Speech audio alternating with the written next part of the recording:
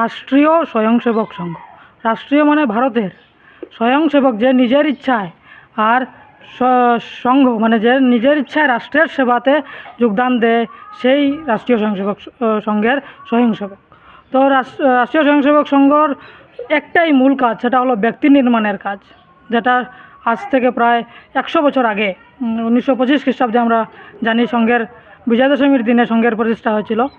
আজ 2025 ইংরেজি, অর্থাৎ 100 বছর পূর্তির অভিমুখে আমরা আছি। তো এই উপলক্ষে ভারতের প্রত্যেকটা গ্রামে যাতে আমরা সংঘের কাজকে নিয়ে পৌঁছতে পারি, সেরকম একটা উদ্দেশ্য রেখে আর এই মণ্ডল সম্মেলনের আমরা আয়োজন করেছি।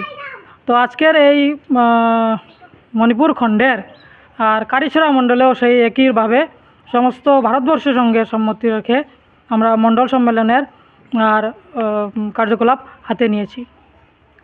তো আমাদের সংঘের এই 100 বর্ষ পূর্তি উপলক্ষে যেটা মেইন যেটা বিন্দু, সেই বিন্দু হলো যাতে আমরা প্রত্যেকটা গ্রাম এবং প্রত্যেকটা বস্তি স্তরে আমরা গিয়ে পৌঁছতে পারি।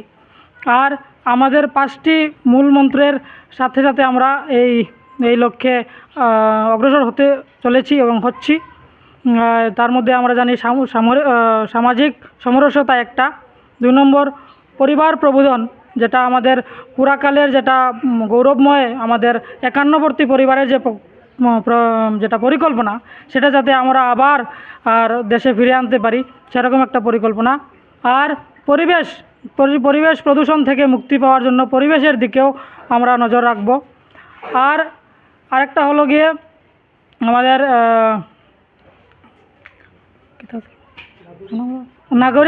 নাগরিক দায়িত্ব। আমরা সবাই আর মৌলিক অধিকারের কথা বলি, যেটা আমরা জানি আমাদের সংবিধানে আছে, আর্টিকেল 14 থেকে আর 32 পর্যন্ত। কিন্তু আমরা 51A যে আর্টিকেল সংবিধানের, সেই আর্টিকেলে যে আমরা আমাদের একজন নাগরিক হিসাবে যে মৌলিক কর্তব্য রয়েছে, সেই মৌলিক কর্তব্যের কথা কেউ বলি না। তো রাষ্ট্রীয় স্বয়ংসেবক সংঘ মূলত ব্যক্তি নির্মাণের কাজ করে, যাতে ব্যক্তির মধ্যে রাষ্ট্রীয় চরিত্রের নির্মাণ হয়। রাষ্ট্রীয় চরিত্রের নির্মাণ হলে আর ব্যক্তি থেকে সমাজ এবং সমাজ থেকে রাষ্ট্রের একীকরণ সম্ভব হবে, এবং এই উদ্দেশ্যে রাষ্ট্রীয় স্বয়ংসেবক সংঘ কাজ করে চলছে। ধন্যবাদ। শৰীৰৰ যিকোনো অসুবিধাৰ সন্মুখীন হৈছে নেকি আপুনি? শাৰীৰিক সমস্যাৰ প্ৰতিকাৰ কেৱল আমি দিম। অভিজ্ঞ চিকিৎসকে দিব সুপৰামৰ্শ। প্ৰতি সপ্তাহত থাকিব বিভিন্ন ৰোগৰ বিশেষজ্ঞ চিকিৎসক।